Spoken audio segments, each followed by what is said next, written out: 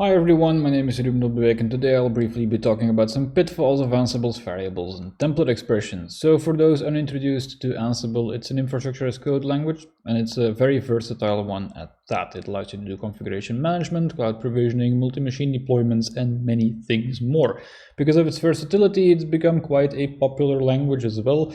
And I've been doing some research on Ansible, and while doing that research I noticed some peculiar things about some of its semantics, which I wanted to discuss with you all today. So I've prepared a bit of an example of which the results might surprise most of you. So what you see in front of you is a playbook. A playbook is the main file in an Ansible project, and that playbook defines two tasks. Each task is a single step that Ansible goes through in order to configure one single machine. Now, for example, the second task is a debug task that prints a message to the screen. The message I will print is the result of this expression between the double braces, which takes a variable a and increments it by 1. The special thing about this example is that there's two variables named a. First, we have a task variable where a is bound to 1. And that task variable is visible throughout this single debug task, but not anywhere else. So it's scoped locally to the task itself.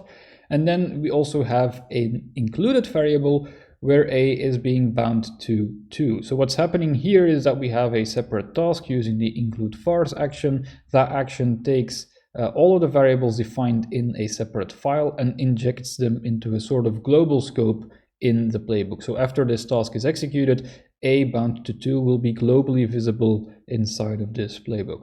A natural question that arises here with these two different definitions for a is which one of them is going to be used in this expression and what is actually going to be printed to the screen. So is it going to be the task variable, in which case it will print 2, or is it going to be the included variable, in which case it's going to print 3?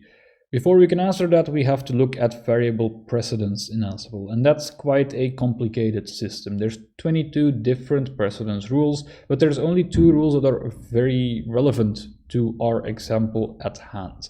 So these 2 rules just really state that included variables have higher precedence than task variables. And that leads to quite a special situation with these included variables, in that this a being bound to 2 is in a sort of a superposition. It's both globally visible, but at the same time, because it has a higher precedence than a task variable, it also overrides locally scoped variables. So in this expression here, even though there is a local variable where a is bound to 1, it's still going to resolve to the global one, which is included, which binds a to 2, and that will then eventually lead to 3 being printed on the screen. And that can be quite an unexpected result, because I don't know of any other language that allows you to define a global variable which has a higher precedence than locally scoped ones. But in Ansible, that is a reality.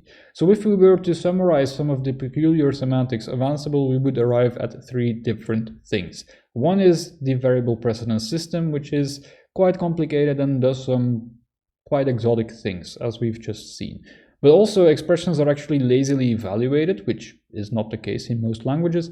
And these expressions also don't actually close over scope. So if you take these 3 points together, you get into a situation where it's fairly easy to accidentally introduce a bug into your playbooks, where you're using the wrong variables all of a sudden, but also very difficult to figure out why these things are actually occurring.